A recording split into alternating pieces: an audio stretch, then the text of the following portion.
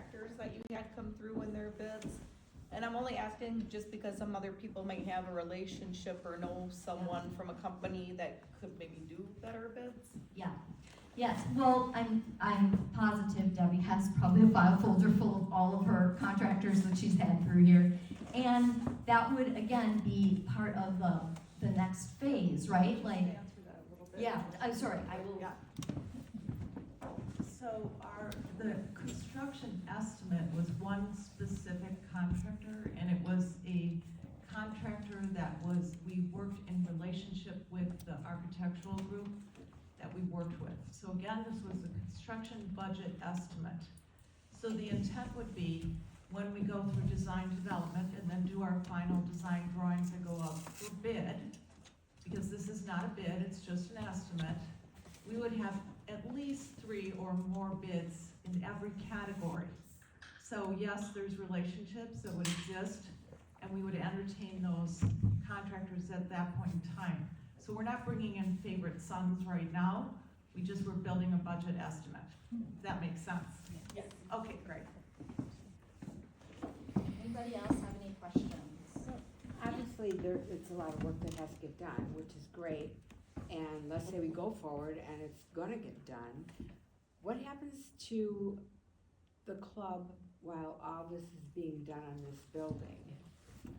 That has been considered. Well, there was a lot of consideration for that too, and quite honestly, in the first plans that we developed, one of the first plans required a shutdown of the club for at least 6 months, and that was done by our construction estimator too.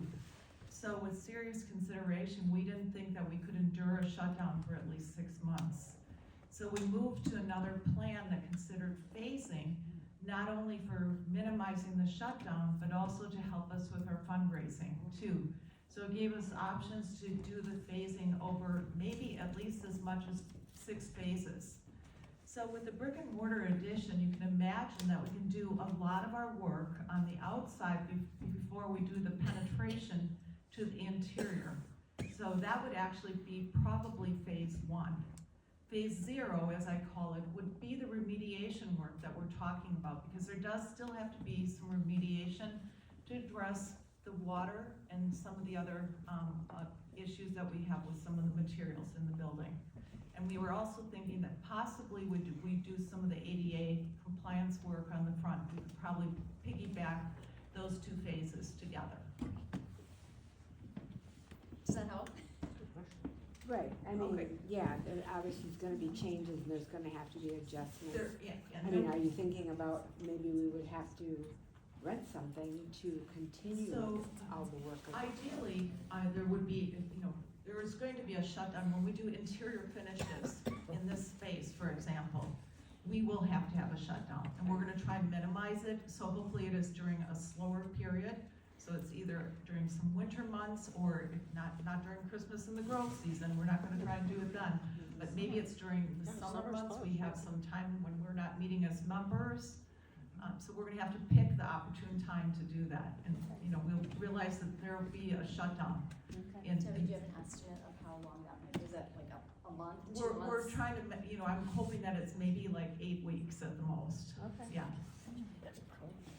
On the capital campaign part, is this something y'all envision that people will give their money at once? Or are we looking for people to pledge and say, I'll commit $10,000 a year for the next 3 years, and then that way you get more supporters to contribute over a 3 or 5 year, whatever time period, Yes. and get pledges? Yes, I'm really glad you asked that question, because absolutely yes. In a campaign of this size, pledges are welcome, and it does make it possible for people to do more than they might do if it was just a one-time thing. So yeah, it's definitely a pledge thing.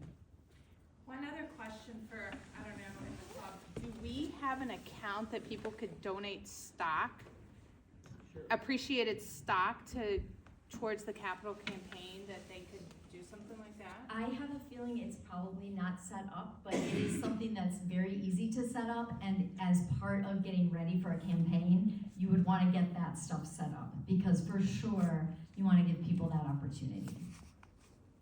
Yeah, thanks for those really really good questions. Assuming there was a magic donor and they gave $3 million and said, go ahead and get started, what would be the realistic time from start to end of all the projects?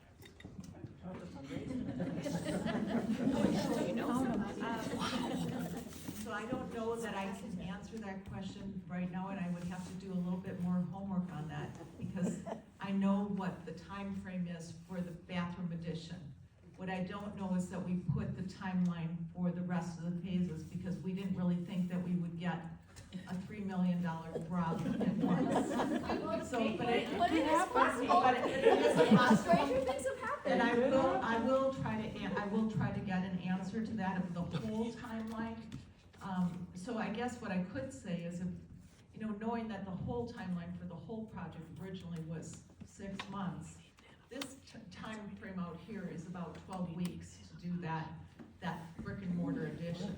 So I guess what we have to do is look at if we if we do that and then we try to still phase in the other work, I have to look at what, I can throw that back at the contractor and just see what he comes back with. I'd like to, do a little bit more homework on that before I answer that. That's okay. Because if you had, say, donors out there throughout the community, and obviously there's some very wealthy people in Elm Grove, in the surrounding communities that participate in Elm Grove community activities, there's business owners, all that kind of stuff. Let's say through a combination of numerous people, suddenly there was the full budget. Here you go, get started. Is there an option to look at with either the contractor that you got the estimates for, or as part of that process to say, hey, if we can get a crew that's in there and they're slamming it out, that we do shut down for 2-3 months, they come in like it's a flurry and then, move that bus and then look at it's all done. Or if they come in and they've got people working not 24 hours a day, but as many work hours as possibly they can just pack it in and just slam it all out. Versus way staged out for 3 years. Yeah, we'll do a little bit more homework on that. And I do, in the information packet, if there's any more questions kind of related to that, my contact information is in there, so if you guys think of other questions, you can shoot me an email and I'll try and get back. Crystal, if it's a question directed for Crystal, we'll get you the answers to those. Can I ask one more thing, Crystal? In your experience, because you've done a lot of these, for a campaign this size, what would be a realistic expectation to, number one, identify the prospects? Because you had a list of, 37, we have to have to get 37 donations to get to the number. And I know it's just an example. Yeah. But we needed, 100 prospects or Right. whatever it is. So that's a lot of work in and of itself, just to identify, and this is quiet phase. This is Right. where nobody's talking about this except one-to-one. You're building the list and then you're having one-to-one conversations. You're not broadcasting this to a large audience. So what would be a realistic expectation of that process? Identify, have the conversations, get some commitment, and and then start developing this plan like, oh, we actually can get some of this money, then you decide next steps, right? Yeah, I think to identify the prospects, it wouldn't take that much time, because I think we probably internally in this club, people could say, well, have we talked to this person? Have we talked to this person? And then the work is actually going and talking to those people, because you're not just gonna send an email asking for this kind of money. You really are gonna need to go and talk to people, sit down, invite them here, let them, really get to understand the project. So how long does that take? Well, how much energy do you have? Because it will be, especially without staff, it will be club members, and it, again, would start with this little campaign committee nucleus that would be really working to cultivate those relationships. And then maybe also saying to other members, hey, we're gonna do a wine and cheese night for potential donors. This kind of a slideshow. can you invite people? And again, that's a small group of people, it's not, you don't put it out on the, you know, social media, you're inviting people individually. It gives somebody who says, you know, I think my neighbor would be really interested in this. It gives that person a chance to bring them in and have their neighbor hear a whole, you know, great presentation about what's gonna happen. And then again, a lot more work would have to be done with your case, because people will ask about, well, like, you know, well, what is your involvement in the community? What have you done for the community? So you wanna be able to quantify that, which reminds me that as I was looking at all of this stuff and looking at your numbers, you know, your ability to give philanthropically is really hampered by the ongoing maintenance of the building. Like, you are not able to give big, huge contributions to the community because most of the money you're bringing in, you are spending on taking care of the building, and it's not enough to take care of the building.